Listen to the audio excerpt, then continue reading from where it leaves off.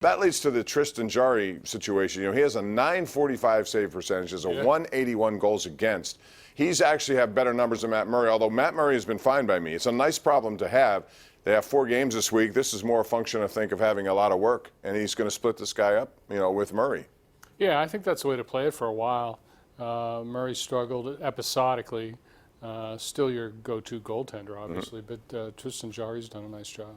He really has. A lot of people want to talk, so let's get right to it. And we'll begin with Judy in the South Side. Hey, Judy, how are you?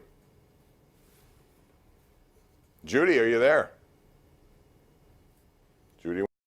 So we'll move up to Jim in Shaler. What's up, Jim?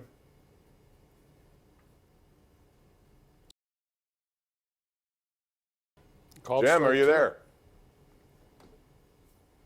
All right.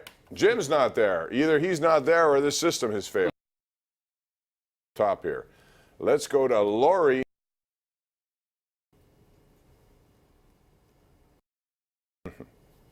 All right. Well, we have to check our system here. So, Pat, if you can call someone over there to tell them to check this out, because there are people on the line and yet it's not getting through. So, in the meantime, we'll continue to talk.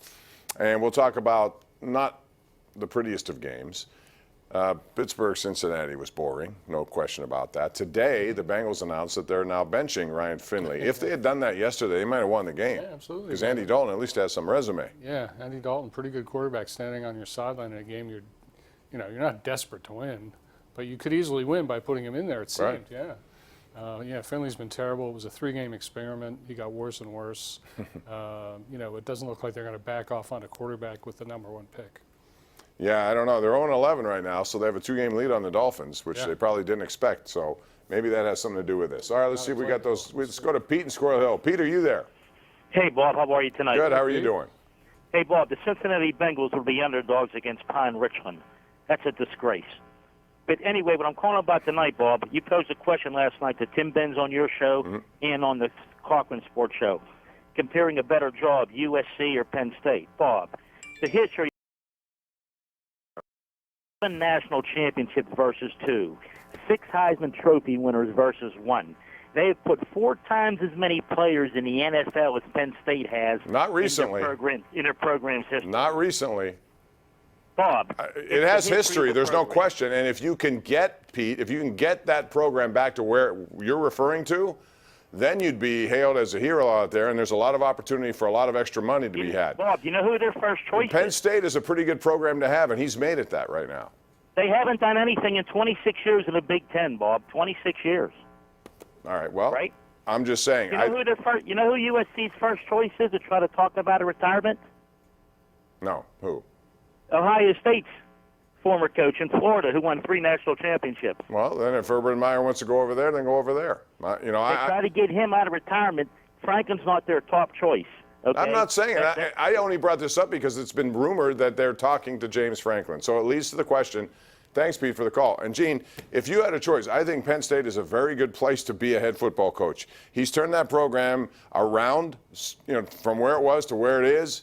And you stay there, you're going to get good recruiting classes. He's proven to be a good recruiter, there's no doubt. Sometimes game day, I wonder about decisions, but I do that with all coaches. Yeah, I mean, across the sweep of history, USC is a better program. Right now, Penn State is a better program, so it would be a tough choice, I think. But if you went there and you turned USC back to what it once was, now you're going to be in demand for a lot of things, including a lot of extra money that they could provide to you out in the Los Angeles area.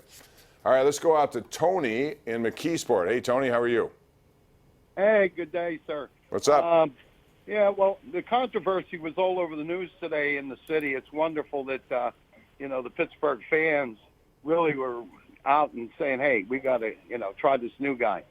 But the other point I wanted to make is an announcer during the game up at the Patriots talked about how Belichick dressed, and they showed 5 scenes of them. And I thought quickly, a parallel would be him putting all the clothes in line, knowing what time of the day the weather was going to change. Anything? Well, I'll tell you what it has. It's a correlation to how he also coached that defense and coached that team to victory. It was knowing the elements exactly and what to do. All right, he just has a good defensive team that's making plays. It has nothing to do with clothing. Did you get that? Okay. glad I wasn't alone. Let's go to Leonard. Is this Leonard in Latrobe? You got it. You got it. All right. I'm glad Right I didn't butcher your name there. I couldn't see exactly how it was spelled, but Leonard, go ahead. Timothy Leonard, Latrobe, Pennsylvania. All right. You know, love the Steelers, the whole thing. And I'm with Mason Rudolph. You know. Tell me why. Well, he made a couple of mistakes. He's young, and you know, we'll get it together. All right. Thanks for that. I don't know what else you got to do here. To me, though, the key is not going to be the play of the quarterback. It's going to be a play of the defense, number one, and if they can generate a run game to keep Cleveland off the field. Question is, can you do that with the cast of characters you may have? Yeah, I mean, you know, any game going forward with the Steelers right now is it's a matter of overcoming really a terrible offense. I mean, the running game kind of came to life a little bit in Cincinnati, but you have to understand it's one of the worst run defenses in the NFL. Mm-hmm. The offensive line continues to, you know, make mistakes. Alejandro Villanueva not having a good year there, especially in pass protection.